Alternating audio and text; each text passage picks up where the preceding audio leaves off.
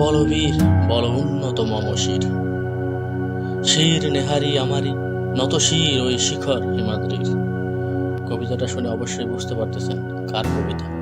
আজকে কাজী নজরুল ইসলামের ৪৭তম মৃত্যুবার্ষিকী গভীরভাবে শ্রদ্ধা এবং স্মরণ করছি সেই জাতীয় কবি, বিদ্রোহী কবি কাজী নজরুল ইসলামের আত্মার মাগফিরাত কামনা করছি।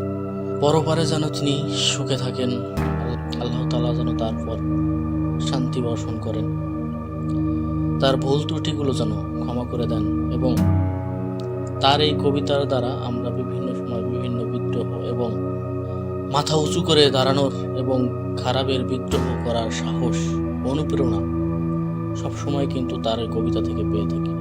তার সম্বন্ধে বলে শেষ করা যাবে না। ছোট্ট ভিডিওতে কিছু বলতেও চাই, শুধুমাত্র এটুকুই বলছি, আল্লাহ তাআলা যেন তাকে ভালো রাখে, জান্নাতের উচ্চ মাকাম দান করে।